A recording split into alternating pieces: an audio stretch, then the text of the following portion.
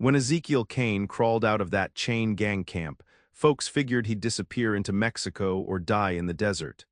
But instead, he rode back into the very town that sold him out.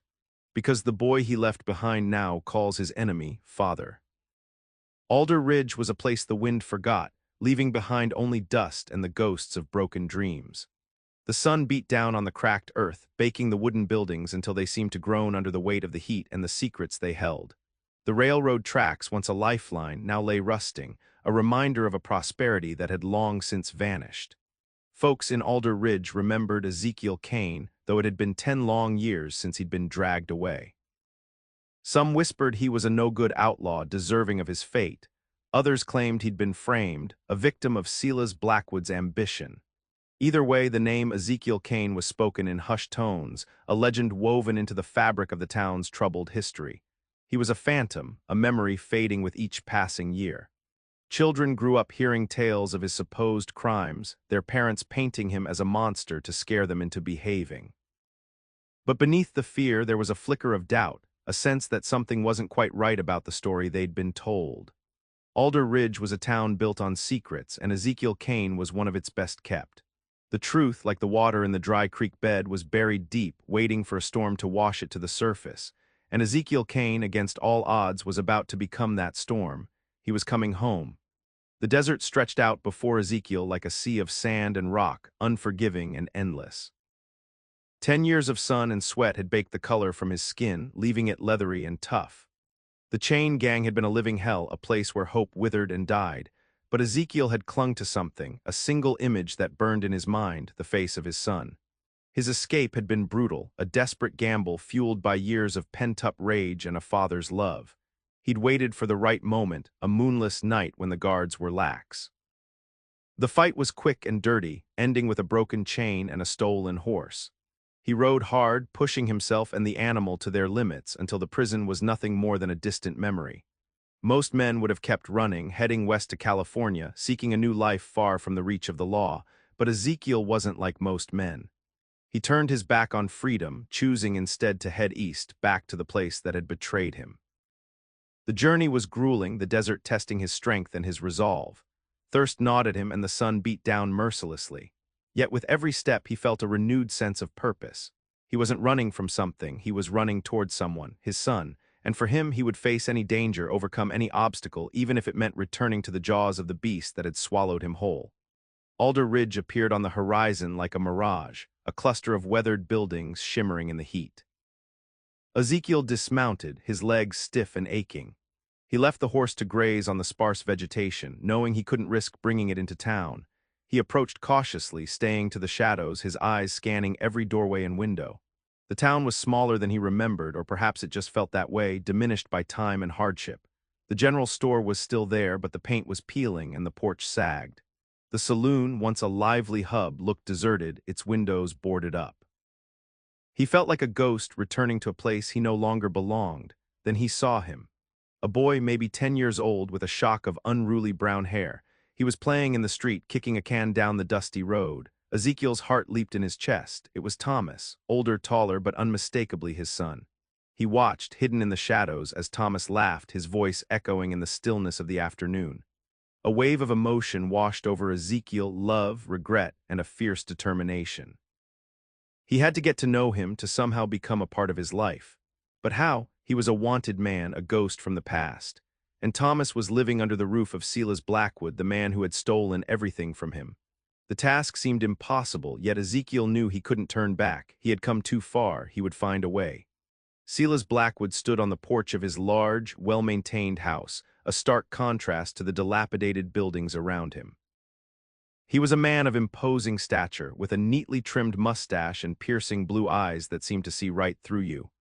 He wore a fine suit, even in the sweltering heat, a symbol of his success and authority. To the townsfolk of Alder Ridge, Silas was a pillar of the community, a respected businessman, and a generous benefactor. He had brought stability and prosperity to the town, filling the void left by the railroad's decline. But behind the benevolent facade lurked a darkness, a ruthlessness that had allowed him to climb to the top. He had a knack for manipulating people, for turning their weaknesses into strengths. He was a master of deception, weaving a web of lies that had ensnared the entire town, and at the center of that web was Thomas, his adopted son. Silas watched Thomas playing in the street, a faint smile playing on his lips. He genuinely cared for the boy, providing him with a comfortable home and a good education. But his affection was also a form of control. He wanted to mold Thomas in his own image to erase any trace of his past. He told Thomas stories about his father, painting Ezekiel as a dangerous criminal, a man who had abandoned him. He wanted Thomas to believe that he, Silas, was the only father he had ever known. He would do anything to protect that lie, even if it meant burying the truth forever. Ezekiel knew he couldn't just walk up to Thomas and announce himself. He needed information, an understanding of the lay of the land. He sought out Maggie, the owner of the town's only diner, a woman who had always been kind to him. She was older now, her face etched with wrinkles, but her eyes still held a spark of recognition. He sat at the counter, ordering a coffee, his voice low and gravelly. "Maggie, it's been a long time," he said, his eyes meeting hers. Maggie's eyes widened in surprise. "Ezekiel, is that really you?" She looked him up and down, her expression a mixture of disbelief and concern. "They said you were dead." "Not yet," Ezekiel replied grimly. "I need to know about Thomas and Silas." Maggie hesitated, glancing around the diner. "Silas is a powerful man now, Ezekiel. You're playing a dangerous game." "I know," Ezekiel said, "but Thomas is my son. I have a right to know about him." Maggie sighed, relenting. She told him about Thomas's schooling, his friends, and his quiet nature. She spoke of Silas's influence, how he had shaped Thomas into a replica of himself. She also hinted at the whispers in town, the doubts some people still harbored about Ezekiel's guilt. The town was divided, she explained. Some were loyal to Silas, others remembered Ezekiel with fondness, and still others were simply afraid. Ezekiel realized that he was walking into a hornet's nest, a place where old grudges and hidden agendas simmered beneath the surface. Thomas woke before dawn, the roosters crow a familiar sound. He dressed quickly, pulling on worn overalls and a simple cotton shirt. Silas insisted on proper attire, but Thomas preferred the comfort of his old clothes. He crept downstairs, careful not to wake Silas, and slipped out the back door. His chores began early. He tended to the chickens, collected eggs, and milked the cow. He didn't mind the work, it gave him a sense of purpose. But sometimes he felt a strange emptiness, a longing for something he couldn't quite name. After chores, he walked to school, a small, one-room building on the edge of town. He was a bright student, eager to learn, but he often felt out of place among the other children. They whispered about him, calling him Silas's boy, as if he were nothing more than an extension of the man who raised him. During recess, he sat alone under a large oak tree, reading a book. He loved stories of adventure and faraway lands, places where anything was possible. He often wondered about his real father, the man Silas never spoke of. He had only a few vague memories, fleeting images of a strong, smiling face. Silas always told him that his father was a bad man, a criminal who had abandoned him. But sometimes Thomas couldn't help but wonder if there was more to the story. He yearned to know the truth, to understand who he really was. The whispers and the secrets of Alder Ridge weighed heavily on his young heart. He longed for something real, something true, to fill the void inside him. Ezekiel watched Thomas from across the street, his heart pounding in his chest. He knew he couldn't stay hidden forever. He needed to make contact to let Thomas know he was there. He waited for the right moment, a time when Thomas was alone and Silas was nowhere in sight. He saw Thomas walking home from school, his head down, kicking a small stone along the dusty road. Ezekiel took a deep breath and stepped out into the street, blocking Thomas's path. Thomas looked up, startled. He saw a tall, weathered man with piercing eyes and a face that seemed both familiar and foreign. "Excuse me, sir," Thomas said, his voice barely above a whisper. "Thomas," Ezekiel said, his voice rough with emotion. "My name is John Smith." He offered a hesitant smile. "I'm new to town. I was wondering if you could tell me where the general store is." Thomas hesitated, studying the stranger's face. There was something about him that felt strangely comforting, like a long-lost memory. "It's just down the street," he said, pointing towards the center of town. "But I don't think I've seen you around here before." "I just arrived this morning," Ezekiel said. "Traveling through," he paused, searching for the right words. "You remind me of someone I used to know," he said, his eyes filled with longing. Thomas frowned, a flicker of confusion in his eyes. Who? Ezekiel hesitated. Someone special, he said softly. Someone I lost a long time ago. He reached out a hand as if to touch Thomas's face, but then quickly withdrew it. Well, thank you for your help, he said. I should be going. He turned and walked away, leaving Thomas standing in the street, his mind racing with unanswered questions. The encounter was brief, but it had planted a seed of doubt in Thomas's mind, a seed that would soon begin to grow. Silas watched from his window, his eyes narrowed. He had seen the stranger talking to Thomas, and a cold knot of suspicion tightened in his stomach. He didn't recognize the man, but something about him felt unsettlingly familiar. He couldn't shake the feeling that this John Smith was trouble. He called Thomas inside, his voice sharp and demanding. "Who was that man you were talking to?" he asked, his eyes boring into Thomas's. Thomas hesitated, sensing Silas's displeasure. "Just a man asking for directions," he said, trying to sound casual. "He said he was new to town." "What did he want?" Silas pressed, his voice hardening. "Nothing," Thomas insisted. "He just asked where the general store was." Silas didn't believe him. He could see the flicker of uncertainty in Thomas's eyes. "Did he say anything else?" he asked, his voice dangerously low. Thomas fidgeted, his gaze shifting away from Silas's. He said I reminded him of someone he used to know." Silas's eyes flashed with anger. "Don't talk to strangers, Thomas," he said, his voice laced with menace. "Especially not men who ask questions about your past, you understand." Thomas nodded, his heart pounding in his chest. He knew that Silas was hiding something important, and he was determined to find out what it was. Silas's suspicion was now fully aroused, and he knew he had to protect Thomas from this stranger, from the truth, at all costs. He began making inquiries around town, discreetly asking about the newcomer, determined to uncover his true identity and his purpose in Alder Ridge. The game had begun. Ezekiel found himself at the edge of town, near the old creek bed, when he saw Jebediah, a man who had worked alongside him before his imprisonment. Jebediah was thin, his face weathered, but there was still a spark of recognition in his eyes. "Ezekiel, that you?" Jebediah asked, his voice hushed. He glanced around nervously. "Silas has been asking about a stranger, says he's stirring up trouble." Ezekiel nodded grimly. "He knows it's me, doesn't he?"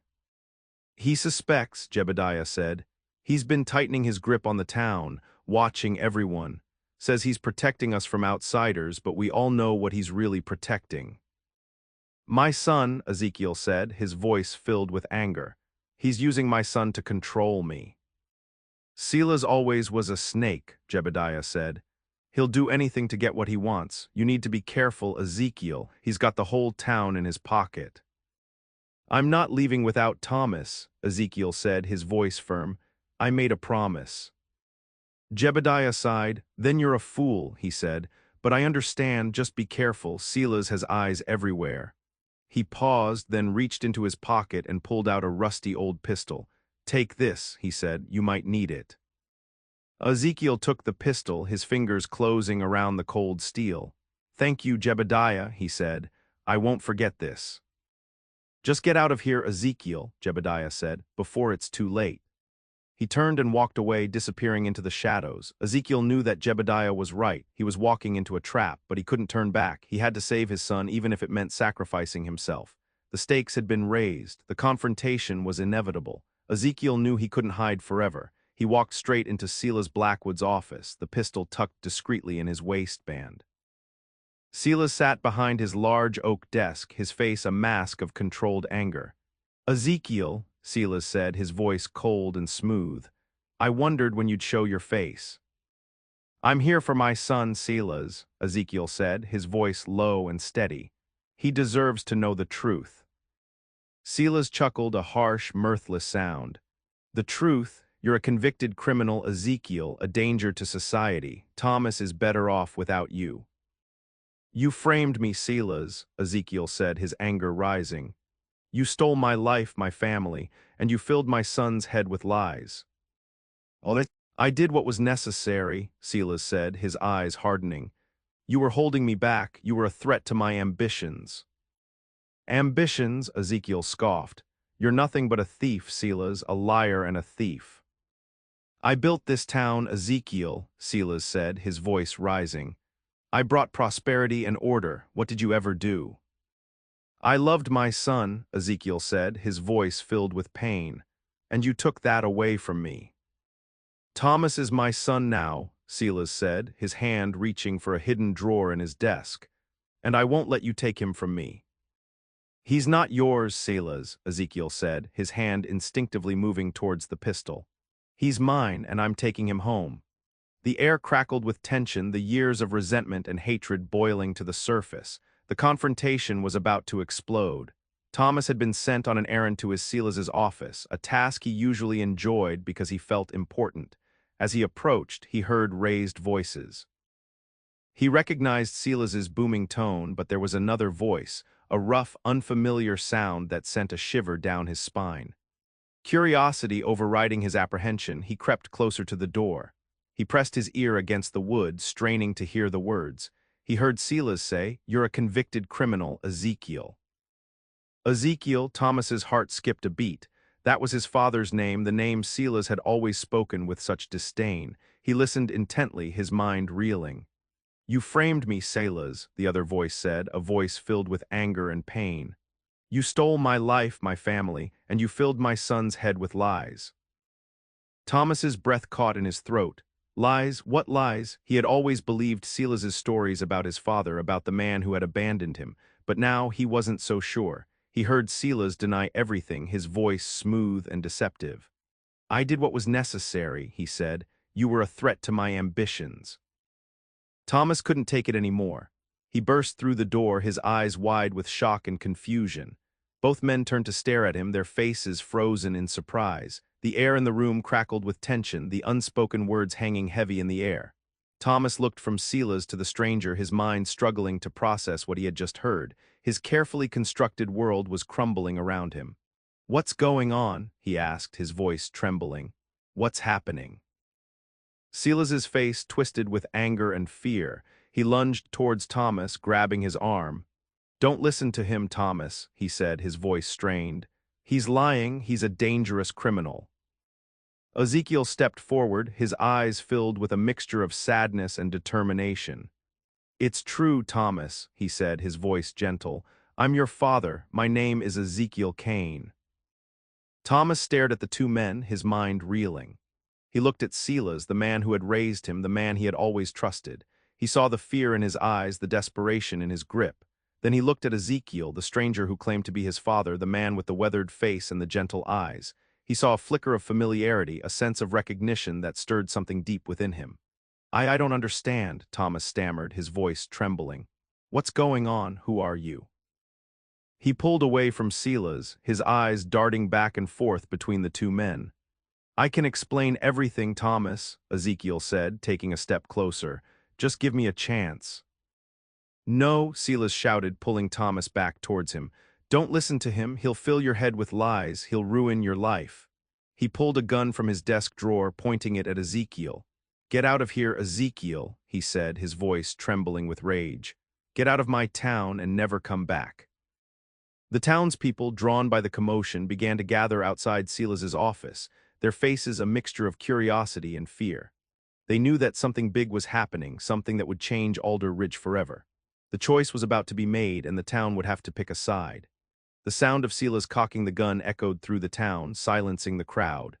Everyone knew that Silas Blackwood was a powerful man, but seeing him pointing a gun at another person, especially in front of Thomas, was a shock. The years of unspoken resentments and simmering doubts began to surface. Maggie, the diner owner, stepped forward, her face etched with concern. "Silas, put the gun down," she said, her voice trembling slightly. "This isn't the way." "Stay out of this, Maggie," Silas snapped, his eyes still fixed on Ezekiel. "This doesn't concern you." "It concerns all of us, Silas," Jebediah said, stepping out of the crowd. "Ezekiel was a good man, you know it, and we know it." A murmur of agreement rippled through the crowd. People started to shift uneasily, their loyalties divided. Some stood firmly behind Silas, their faces hardened with distrust. Others looked at Ezekiel with a glimmer of hope, a longing for the truth to finally be revealed. "He's a liar," Silas insisted, his voice desperate. "He's trying to turn you against me. Don't listen to him." "We're tired of the lies, Silas," a woman shouted from the back of the crowd. "We want the truth." The tension in the air was palpable, thick with years of secrets and unspoken fears. The town of Alder Ridge was on the brink of a showdown, a moment of reckoning that would determine its future. Thomas stood frozen in the middle, caught between the two men, his mind struggling to make sense of the chaos around him. He knew that his decision would determine the fate of the town and his own destiny. "Tell him, Silas," Ezekiel said, his voice calm despite the tension. "Tell him why you framed me. Tell him about the gold shipment, the one you stole and blamed on me." Silas's face contorted with rage. "It's a lie," he screamed. "He's making it up." "Is it?" Maggie spoke, stepping forward again. "Or is it the same lie you told 10 years ago when you convinced everyone that Ezekiel was planning to rob the bank?" "She's in on it too," Silas shouted, gesturing wildly with the gun. "They're all against me." Jebediah stepped forward, holding up a worn piece of paper. "This is a manifest, Silas," he said. "A manifest for the gold shipment. I found it hidden in your office. It proves that Ezekiel was innocent." A gasp went through the crowd. The evidence was irrefutable. Silas had been lying all along. Thomas looked from Silas to Ezekiel, his eyes filled with tears. He finally understood. Silas had used him, manipulated him, and filled his head with lies. Ezekiel, on the other hand, had risked everything to come back for him, to tell him the truth. "It's true, isn't it?" Thomas asked, his voice barely a whisper. "You framed him." Silas's face crumbled. He lowered the gun, his body shaking with defeat. "Yes," he said, his voice barely audible. "I did it. I wanted the gold. I wanted the power." The truth hung in the air, heavy and bitter. The townspeople of Alder Ridge had finally learned the truth about Silas Blackwood, and the consequences would be devastating. The choice was now Thomas's. Who would he believe? Who would he stand by? The fate of Alder Ridge and his own hung in the balance. Thomas looked at Silas, his face etched with betrayal. He couldn't bring himself to forgive him, not after all the lies. He turned to Ezekiel, his eyes filled with hope and uncertainty. Can we talk?" Thomas asked, his voice trembling. Ezekiel nodded, his heart swelling with emotion. He holstered his pistol and stepped towards his son, his hand outstretched. Thomas hesitated for a moment, then took his father's hand, his fingers closing around it tightly.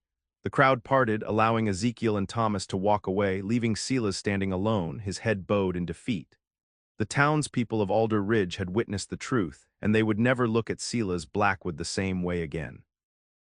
The consequences were swift and decisive. Silas was arrested and charged with fraud and perjury. The gold shipment was recovered, and Ezekiel's name was finally cleared. The town of Alder Ridge began to heal, the years of secrets and lies slowly fading away. As for Thomas, he had a difficult decision to make. He loved Silas, the man who had raised him, but he couldn't ignore the truth. He needed time to get to know his real father, to understand his past, and to build a new future together. He decided to leave Alder Ridge with Ezekiel to start a new life somewhere far away where they could finally be a family.